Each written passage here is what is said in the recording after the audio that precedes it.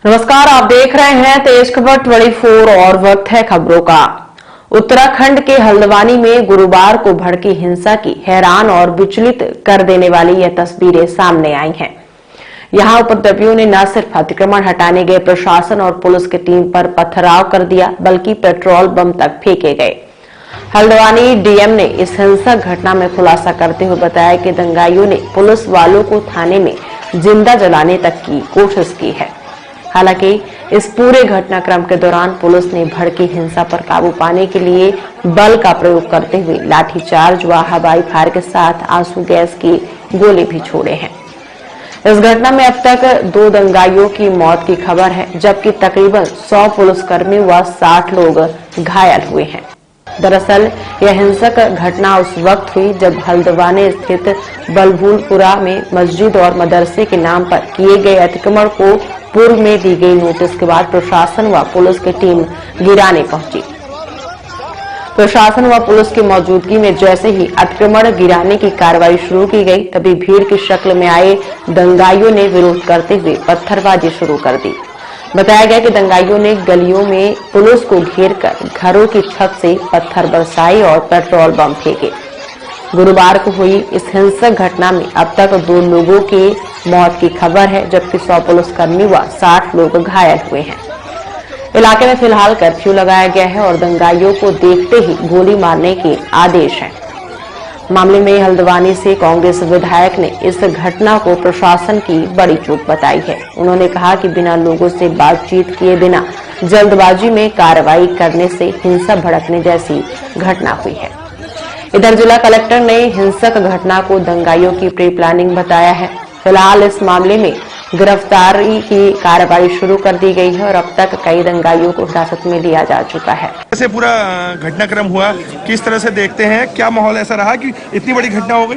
नहीं, देखिए तो बहुत बड़ी चूक है प्रशासन और जो प्रशासनिक अधिकारी हैं जिनका बड़ा उतावलापन है, क्योंकि अभी वो जब कोर्ट अप्रोच जिन लोगों ने करा था उन्हें 14 तारीख की डेट उनके पास थी, लेकिन जल्दबाजी में और बिना कॉन्फिडेंस में लिए हुए वहाँ के जो लोग हैं, जो मौजूद लोग हैं, जो उनके मौलाना लोग हैं, अगर उनको कॉन्फिडेंस में लेके बात करी जाती है, आप एकदम वहाँ पहुँच जाते हैं और बिना इन्फॉर्मेशन के और ऐसी कार्रवाई को अंजाम दिया।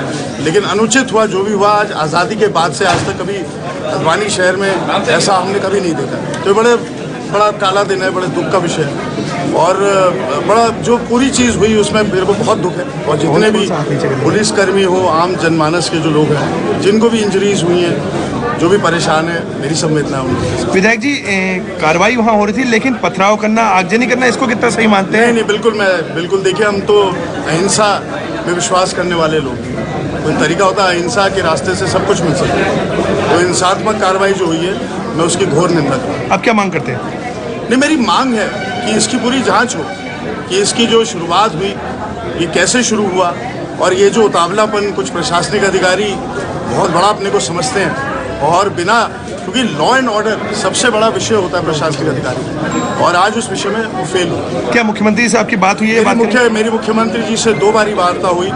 मेरी पहले भी उनसे वार्ता इस विषय में हुई थी और उन्होंने अपनी चिंता जताई और उन्होंने मुझसे यही कहा कि आप जितने लोगों से आप कह सके, तो मैंने जितने लोग को संभव थे, जो सीनियर लोग हमारे थे, हालांकि वो तो एक मॉब थी, किसी की सुन नहीं रही, लेकिन आज क्योंकि एक कोई मौलाना साहब उनकी मृत्यु भी हो गई थी, तो जो यहाँ के शहर के बड़े मौलाना थे वो यहाँ मौजूद नहीं थे। अगर शायद वो होते तो आज शायद ये स्थिति नहीं। दोषियों पर कार्रवाई होनी चाहिए, इसे बिल्कुल। देखिए, दोषी जो भी है, देखिए शुरुआत हमें करनी पड़ेगी कि कार्रवाई की शुरुआत किसने करी, उनका दोष क्या, उनकी कमी क्या रही है। बेचारे पुलिस बल जो ये ले गए, ये पुलिस के लोगों को जो चोट लगी है उनके कारण से लगी ना, तो ये बहुत बड़ा एक इस पर पूरी जांच बैठनी चाहिए और दोषी जो भी हो, देखिए संपत्ति, सरकारी संपत्ति पे आग लगाना, वाहनों पे आग लगाना, ये बिल्कुल कहीं पे भी ऐसी चीज़ कबूल नहीं हो सकती है।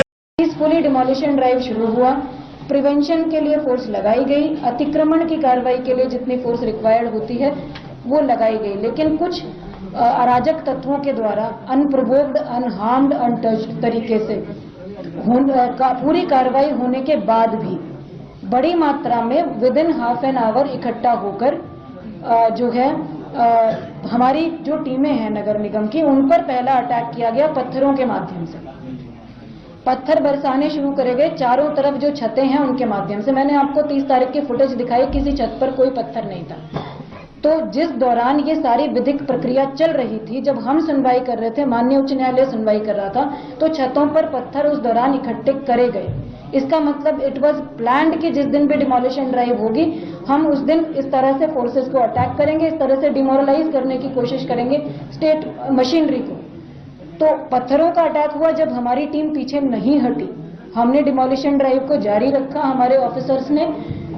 उसके बाद जब पहली मॉब जो आई पत्थरों के साथ, उनको डिस्बर्स कर दिया गया, तो दूसरी मॉब आई जिनके हाथों में पेट्रोल बम थे, जो फ्यूल होता है उसकी प्लास्टिक की बॉटल्स थी, उसमें उन्होंने आग लगा कर फेंकी। आप लोगों ने वीडियो फुटेज में भी देखा, आप लोग अभी तक सब कवर भी कर चुके हैं।